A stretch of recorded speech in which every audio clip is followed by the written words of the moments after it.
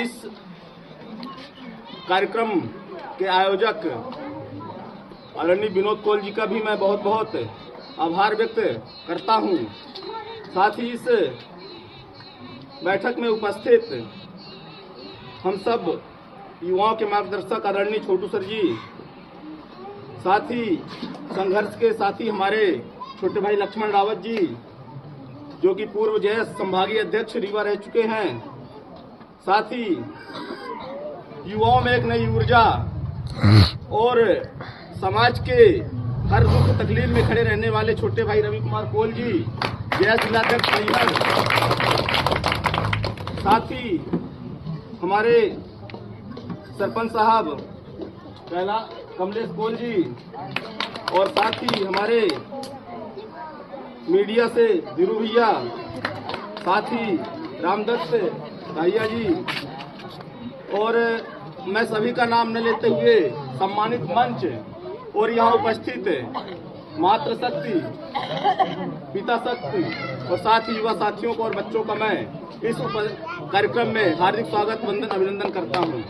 जो आज का कार्यक्रम रहा है संविधान बचाओ रक्षण बचाओ, मैं उन बातों को दोहराना नहीं चाहता हूँ, क्योंकि हमारे ध्रुव भैया ने काफी कम शब्दों में और जो समाज को एक जन चेतना देनी चाहिए थी संविधान को लेके और आरक्षण बचाओ को लेके, ध्रुव भैया ने उन बातों को रख चुके हैं। इसलिए मैं चाहता हूं कि मैं उन बातों को न दोहराऊं। साथ ही जो आदिवासी समाज की समस्याएं रही हैं, चाहे इतिहास से जुड़ी बातें हों, वर्तमान की स्थितियां हों, छोटे भाई रितेश रावत, पूर्व जयस जिला मीडिया प्रभारी और रवि कुमार कौल जी ने उन बातों को रख चुके हैं, तो मैं उन बातों को भी नहीं दोहराना चाहता। लेकिन कुछ बातें मैं रखना चाहता हूं। किसी भी समाज के विकास के लिए, जहां तक मुझे जानकारी है, जो मैं अनुभव करता हूं, किसी भी समाज के विकास के लिए 4 पायदानों की आवश्यकता होती है। पहली शिक्षा,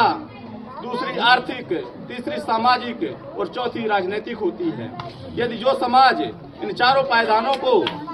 बराबर लेके और इन पे चलने का काम करेगा तो निश्चित तौर पे वो समाज नई ऊंचाइयों को और बुलंदियों को छूने का काम करेगा। साथ ही क्योंकि समय को देखते हुए मैं इतिहास में नहीं जाना चाहता, हम आपको इतिहास से सीखना है और वर्तमान से सीखते हुए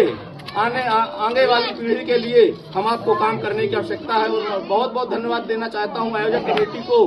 कि आपने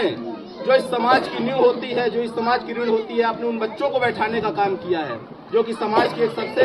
मजबूत सीढ़ी होती है, जो एक पहला कदम होता है किसी भी समाज के विकास की ओर ले जाने के लिए। तो मैं विनोद जी का और उनकी टीम का मैं बहुत बहुत धन्यवाद देना चाहता हूँ। हमारे प्रदीप जी भी हैं,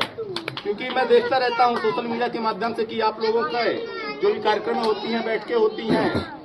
आप लोग समाज में एक नई दिशा लाने का काम कर रहे हैं। जब भी कहीं भी किसी भी समाज के साथ अन्याय अत्याचार होता है तो विनोद जी एक बार फोन जरूर लगाते हैं कि भैया